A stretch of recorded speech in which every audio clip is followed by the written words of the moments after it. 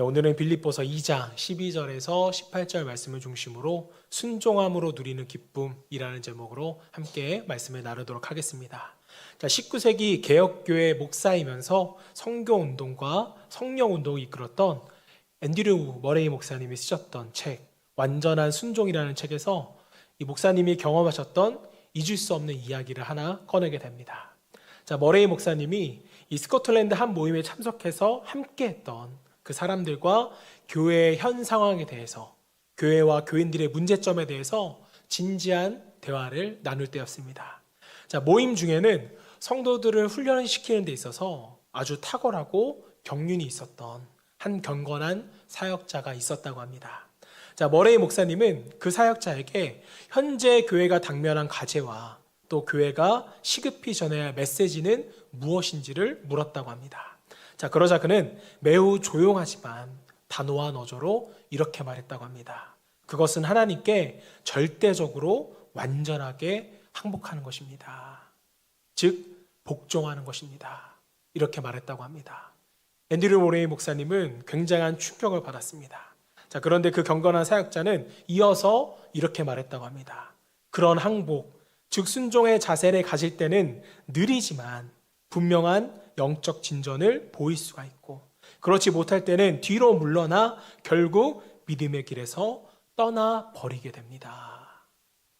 그렇습니다. 믿음으로 사느냐 안 사느냐, 이것에 있어서 가장 중요한 관건이 있다면 그것은 바로 순종의 자세인 것입니다. 다시 말해서 순종이 없다면 우리가 아무리 많은 설교를 듣고 또 성경 공부를 한다 해도 영적인 진전은 없을 것입니다. 아니, 순종하지 않을 때 우리는 뒤로 점점 물러나 어느 순간 믿음을 잃어버린 채 형식상의 그리스도인으로 살아갈 수밖에 없습니다. 혹시 우리들 주변에 이런 사람이 없나요? 아무리 예배를 많이 드리지만, 아무리 말씀을 많이 듣지만 순종의 걸음이 없기 때문에 믿음이 전진되지 않는 그러한 사람들, 아니 믿음이 없어진 사람들. 저는 목회를 하면서 종종 이런 분들을 보게 됩니다. 순종하지 못해서 결국 믿음 없는 사람처럼 살아가는 그리스도인들. 그분들이 이렇게 된 이유는 한 가지였습니다. 어느 날 그들의 삶 속에 순종이 멈춰버린 것이죠. 마음이 없었던 것도 아니었습니다. 성경에 대한 지식이 없는 것도 아니었어요. 그저 순종이 멈춰진 것이었습니다. 자, 그래서 사도 바울은 오늘 본문에서 지속적인 순종에 대해서 강조하고 있는 것을 보게 됩니다. 본문 12절 말씀. 그러므로 나의 사랑하는 자들아, 너희가 나 있을 때뿐만 아니라 더욱 지금 나 없을 때에도 뭐하라? 항상 복종하여 두렵고 떨림으로 너희 구원을 이루라. 여러분 보이십니까? 항상 복종하여. 가끔이 아니라 여러분, 항상입니다. 바울이 있을 때나 없을 때나 항상 순종해야 한다는 것이었습니다. 자, 빌립보 교인들이 바울이 옆에 있을 때는 지도해주는 영적 지도자가 있으니까 순종하는 것이 쉬웠어요. 하지만 바울이 그들 곁에 없어지자 그들이 나태해지기를 시작한 것이었습니다. 제가 성경 공부를 인도하고 또 제자 훈련을 하면서 가장 두려운 것이 바로 이거예요. 말씀을 가르칠 때, 훈련할 때는 의무감에 순종의 걸음을 걸으려고 노력을 하세요. 심지어는 몸부림을 치는 분들도 계십니다. 자, 하지만 훈련이 끝나고 순종하는지 점검하는 사람이 없으면 바로 나태해지는 사람이 나타나더라는 거예요. 그러면 주변 사람들이 그들을 바라보면서 이런 말을 합니다. 저 사람도 한때는 제자 훈련을 했어. 저 사람 한때 열심히 했던 사람이야. 어느 날 한국교회는 한때 제자 훈련하는 사람들이 정말 많았습니다. 한때 뜨거운 믿음으로 주님을 닮아갔던 사람들이 참 많았어요. 그러나 지속적으로 주님을 닮아가는 사람, 그래서 사도 바울의 말처럼 구원을 이루는, 여기서 구원을 이룬다는 것은 어떠한 행위와 열심을 말하는 것이 아니라 성화의 과정을 우리에게 말하는 것입니다. 즉 주님을 닮아가는 지속적인 성화의 기쁨을 누리는 사람은 거의 보이지 않더라는 거예요. 왜 그럴까요? 어느 날 순종이 중단되었기 때문입니다. 저는 저와 여러분이 계속된 순종을 통해서 순종의 기쁨, 주님을 계속해서 닮아가는 성화의 기쁨을 누릴 수 있기를 먼저 주님으로 축복합니다. 자, 그렇다면 우리는 어떻게 지속적으로 이 순종의 기쁨을 누릴 수 있을까? 본문 말씀을 통하여서 세 가지 교훈을 얻기 원하는데요. 첫 번째는요, 순종하게 하시는 하나님의 인도하심을 따라가셔야 돼요. 하나님의 인도하심을 따라가야 한다. 이런 유머가 있습니다, 여러분.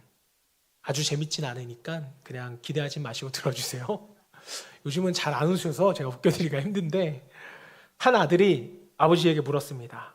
아빠는 왜 흰머리가 많이 나나요? 아빠는 이때다 싶어서 이렇게 대답했습니다. 너가 말을 안 들어서 그래. 내가 말을 안 들 때마다 흰머리가 하나씩 나는 거야. 그러자 아들이 대답했습니다. 그럼 아빠는 엄청 말을 안 들으셨네요. 아니 왜? 할아버지는 온통 흰머리 뿐이잖아요. 절반은 성공한 것 같습니다.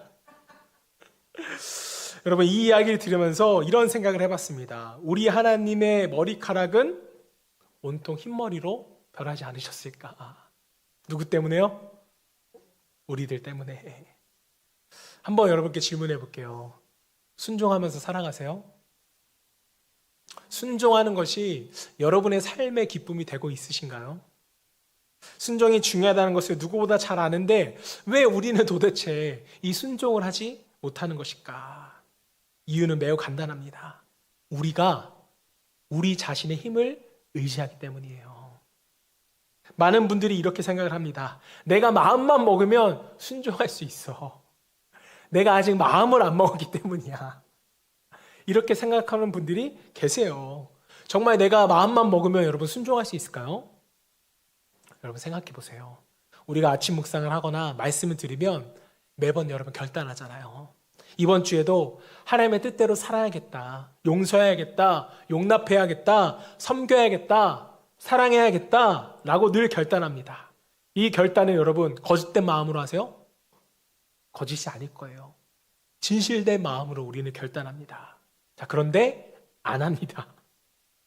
하지만 여러분 정확히 말씀드릴게요. 안 하는 것이 아니라 우리는 못 하는 거예요. 왜요? 우리 자아는 본래 순종할 수 있는 능력이 없기 때문입니다. 여러분 잘 들으셔야 돼요. 우리에게는요, 순종할 수 있는 능력이라는 게 본래 없어요. 에베소 2장 1절은 우리에 대해서 이렇게 말하고 있습니다. 현대인의 성경으로 우리가 같이 한번 읽어볼게요. 시작. 여러분은 불순종과 죄 때문에 영적으로 죽었던 사람들입니다. 말씀을 보시면 우리는 어떤 사람들이었대요? 불순종과 죄 때문에 죽었다고 말합니다.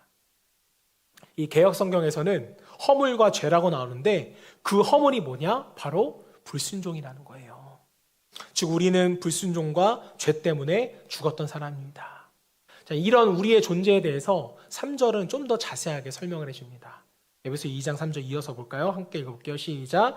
우리도 전에는 그들과 같이 우리 육체의 욕심대로 살며 육체와 마음이 원하는 대로 하여 다른 사람들과 마찬가지로 본래부터 하나님의 노여우심을 살 수밖에 없었던 사람들이었습니다. 여러분 이게 우리 자아의 본질이라는 거예요. 우리는 언제부터요?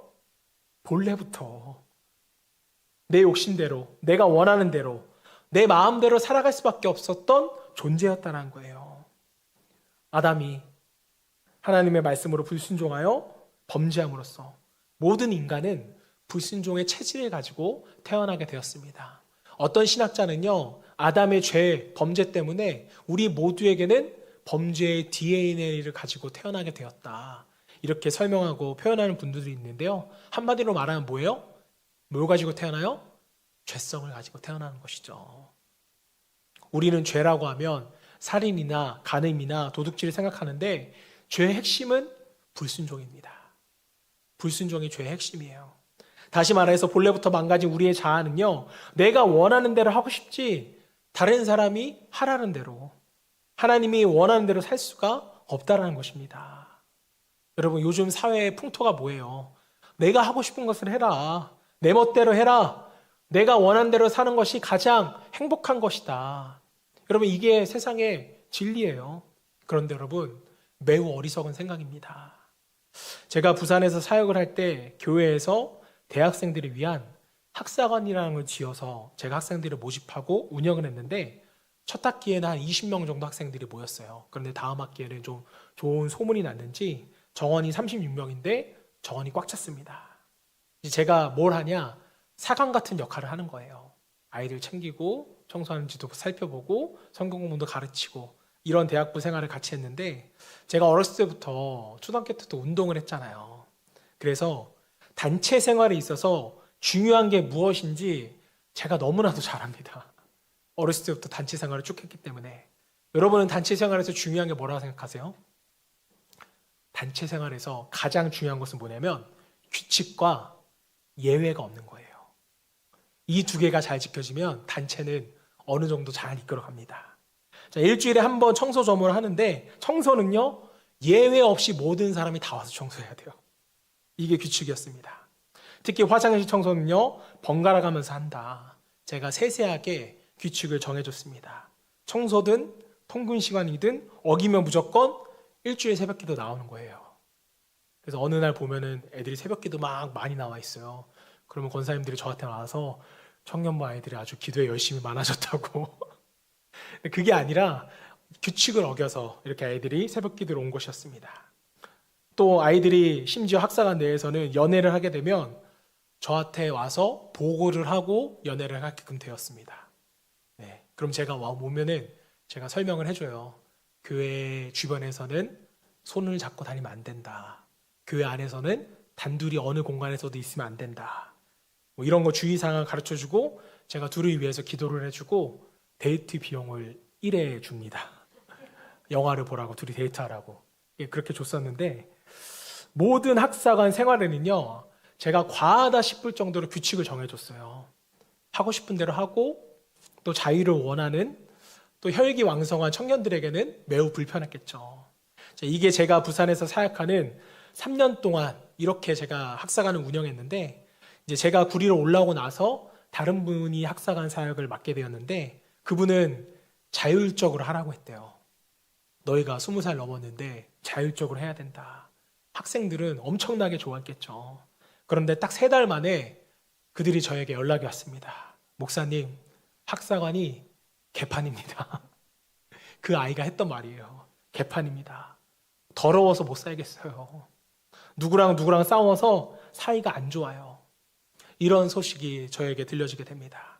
자, 그러면서 이 친구들이 하는 말이 뭐였냐면 목사님이 하라는 대로 관리받고 규칙을 지키는 것이 모두를 위한 것인지 이제 알았습니다.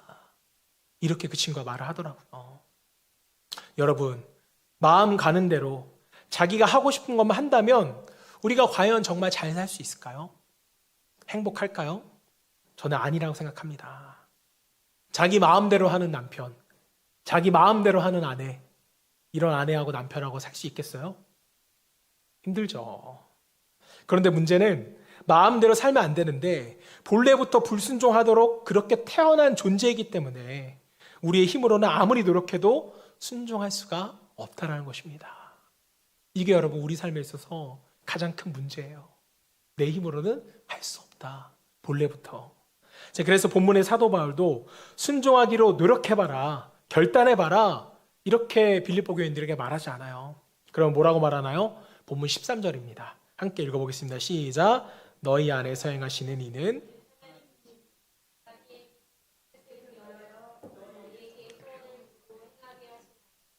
자, 이것을 여러분 새 번역으로도 한번 보겠습니다. 하나님은 여러분 안에서 활동하셔서 여러분으로 하여금 하나님을 기쁘게 해드릴 것을 염원하게 하시고 실천하게 하시는 분입니다.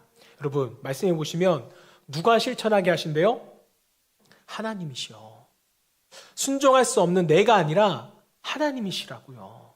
무슨 말이에요? 순종하기 싫어하는 우리의 자의 힘을 빌어 결단할 것이 아니라 우리 안에서 행하시는 하나님, 우리의 마음을 변화시키고 실천할 수 있도록 도우시는 그 하나님을 우리가 의지할 때 그분이 우리 가운데 활동하셔서 우리가 순종할 수 있다라는 것입니다. 내가 순종할 수 없어요. 하나님이 내 안에 역사하셔야만 이것이 가능한 것입니다. 사랑하는 여러분, 순종하기를 원하세요? 그렇다면 본래부터 순종하기 싫어하는 나의 자아가 아니라 우리 안에 내주하시며 행하시는 하나님을 의지해 보세요. 그때 우리는 지속적인 순종의 발걸음을 내딛게 되는 것입니다. 오늘 본문을 통해서 순종의 주체가 내가 아니라 내 안에서 행하시는 하나님을 믿고 순종의 걸음을 옮길 수 있는 저와 여러분 되시기를 주님을 축복합니다. 자, 한 발 더 나아가서 우리가 어떻게 지속적으로 순종의 기쁨을 누릴 수 있을까? 자, 두 번째는요, 순종의 장애물을 제거하셔야 돼요. 우리가 순종하기 위해서는 우리를 가로막는 장애물이 분명히 있다라는 것입니다. 자, 우리 안에 하나님이 행하시면 놀랍게도 우리는 지속적인 순종의 걸음을 걸어갈 수 있어요. 하지만 이것을 방해하는 강력한 장애물도 있다는 사실입니다. 그게 무엇인가? 본문 14절 말씀 보겠습니다. 모든 일을 원망과 시비가 없이 하라. 뭘 하지 말라고요? 원망과 시비입니다. 여러분, 원망과 시비가 뭐예요? 먼저 시비는요, 뭔가 내 마음대로 할 수 없을 때 내가 왜 그래야 돼? 왜 나만 그래야 돼? 이렇게 내면으로부터 일어나는 것이고, 원망은요, 시비의 과정을 거쳐서 입으로 나오는 불평입니다. 저 사람 때문에 이렇게 된 거잖아. 이게 원망이에요. 그래서 다른 말로 하면 불평이 원망입니다. 자, 그래서 공동번역은요, 이 부분을 이렇게 번역했어요. 무슨 일을 하든지 불평을 하거나 다투지 마십시오. 참 좋은 얘기죠. 우리가 불평하지 않고, 또 부부간에도 불평하지 않고, 우리의 환경을 불편하지 않고, 이렇게 살면 너무 좋겠죠. 자, 만약에 우리 아이들이 밥을 차려줄 때마다 밥이 이게 뭐냐고, 우리 반 누구는 엄마가 이런 거 해준다는데 우리 엄마는 역시 개못이군요, 이렇게 말한다면, 여러분, 어느 엄마가 그래, 내일부터는 엄마가 노력해 볼게, 이렇게 말할 엄마가 있어요, 없어요? 없죠. 불평하는 것은 분명 안 좋은 것입니다. 자, 그런데 여러분, 말씀을 보면 좀 뜬금없지 않아요? 아무리 좋은 이야기지만 순종에 관한 이야기를 하다가 갑자기 원망과 시비를 하지 말라니요. 갑자기 주제에서 벗어난 것처럼 보입니다. 제가 갑자기 시비 걸고 싶은 마음이 생겼어요. 자, 도대체 순종하는 것과 원망과 시비가 무슨 상관이 있나? 아주 깊은 상관이 있더라는 것입니다. 왜냐하면 원망과 시비에 빠지면 여러분, 순종할 수가 없어요. 간단한 실험을 해볼게요. 여러분, 지금 누군가 원망하는 사람을 여러분 한 명 떠올려 보세요. 너무 많아서 고민되세요? 한 명을 한번 떠올려 보세요. 어떤 분은 부모가 원망스러울 수도 있고, 어떤 분은 형제, 친구, 선생님 등등등이 떠오를 수 있습니다. 목사님이 원망스러울 수도 있어요. 네, 저만 아니면 됩니다. 어쨌든 내가 원망하는 그 대상이 나에게 무엇인가를 해달라고 부탁한다면, 여러분, 그 사람의 부탁을 들어줄 수 있으세요? 그 사람이 원하는 걸 줄 수 있으세요? 누군가를 향한 원망과 시비가 있으면 여러분, 우리는 순종할 수 없어요. 들어줄 수 없습니다.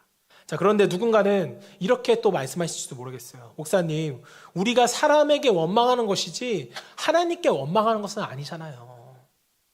정말 그럴까요? 우리가 원망을 하나님께 하지 않고 사람에게만 한다고 칩시다. 자, 그런데 성경은 사람을 향한 원망과 시비가 결국 하나님께 향하게 될 것이라고 말해요.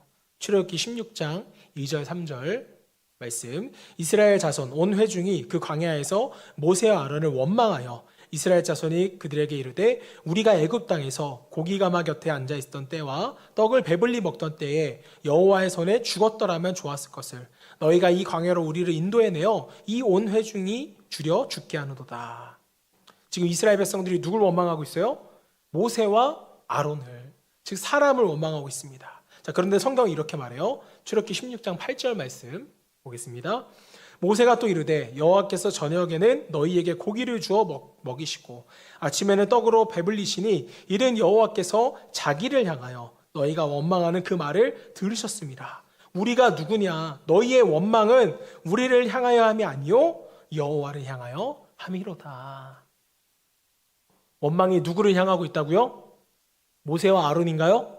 아니에요. 바로 하나님이십니다. 때문에 원망하는 자는 지도자의 뜻에 순종할 수 없을 뿐만 아니라 하나님의 뜻에도 결국 순종할 수 없다라는 거예요. 부모를 원망하는 자녀, 하나님께 순종할 수 없어요.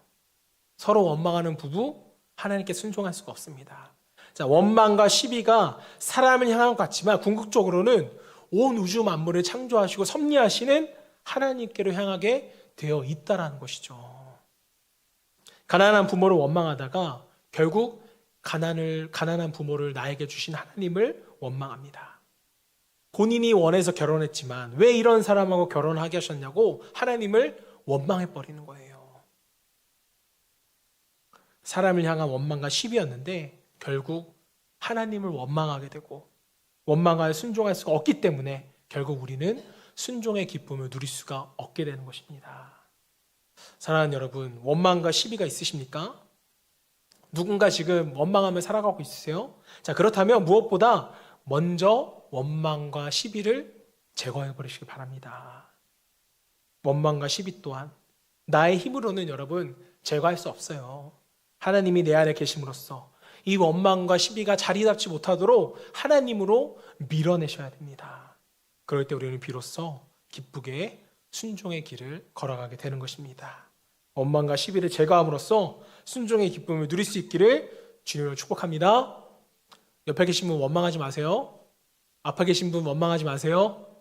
뒤에 계신 분 원망하지 마세요. 네, 마지막으로 우리가 어떻게 하면 지속적으로 이 순종의 기쁨을 누릴 수 있을까? 마지막 세 번째는요. 순종이 하나님의 가장 큰 기쁨임을 여러분들이 아셔야 돼요. 하나님은 순종을 가장 기뻐하십니다. 저는 제가 결혼하고 나서 가장 기쁠 때가 언제냐면 기쁨의 포인트가 있는데 이건 10년 동안 지금이나 이전이나 동일합니다. 그게 뭐냐면 제가 이렇게 말해요. 여보, 배고파요. 라고 말할 때 네, 알겠어요.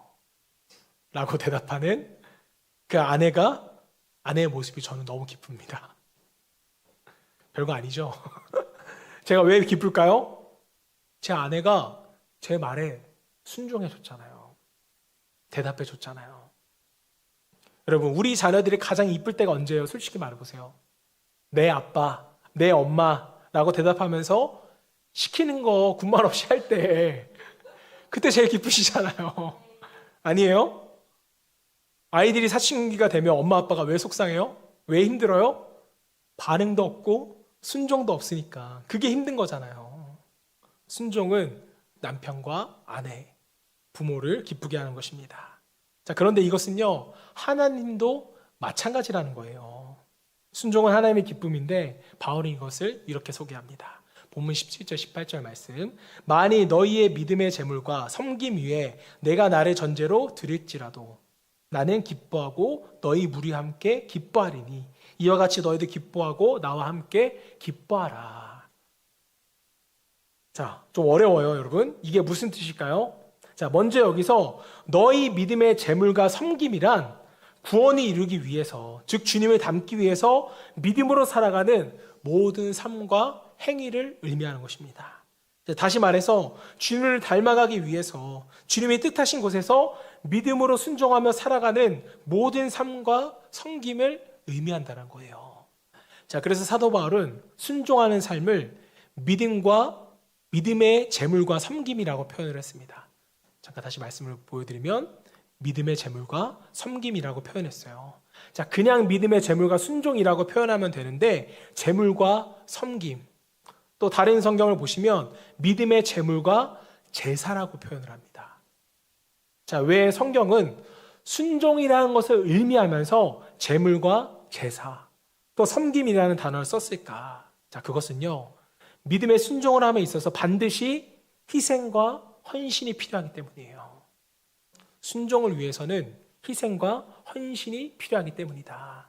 자, 여러분, 재물, 제사, 섬김, 이것의 공통점이 뭔가요? 희생과 헌신이 필요하다는 것이죠. 왜요? 순종이라는 것은 내 자아를 죽이고 그 사람을 따르는 것이기 때문에. 하나님의 일을 따르고 또 순종한다는 것은 말할 수 없는 희생과 헌신이 필요하거든요. 아마 여기 계신 분들은 무슨 말씀인지 이해하실 겁니다. 우리가 주의 일을 하기 위해서는 물질적인 헌신도 필요하고 시간적인 희생도 분명히 필요해요. 이게 보통 어려운 건 아니죠. 아마 사도 바울의 편지를 받은 빌립보 교인들 또한 속으로는 생각했을 것입니다. 아, 순종이 정말 쉽지가 않은 것이구나. 자, 그렇습니다. 순종함을 통해서 주님을 닮은 사람으로 겸손하게 산다는 것. 이것은 여러분 너무나도 힘든 일이에요. 자, 그래서 바울이 직접 빌립보 교인들을 지도할 때는 순종했지만 바울이 곁에 없는 지금은요, 순종하기 싫은 것입니다. 순종하기 어려우신 거예요.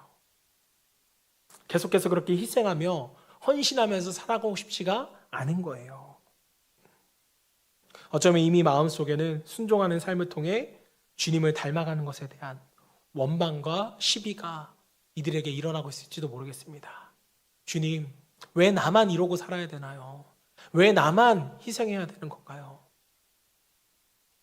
우리도 주의 일을 위하여 살다 보면 이러한 동일한 마음이 들 때가 분명 우리 가운데도 있습니다. 왜 나만 희생해야 되나요? 혹시 여러분 마음 가운데 이러한 마음이 있었다면 사도 바울이 우리에게 뭐라고 권면하는지 한번 잘 들어보시길 바랍니다. 자, 10절, 18절 말씀 제가 공동번역으로 한번 볼게요. 여러분이 바치는 믿음의 제사와 제물을 위해서라면 나는 그 위에 내 피라도 쏟아 부을 것이며 그것을 나는 기뻐할 것입니다.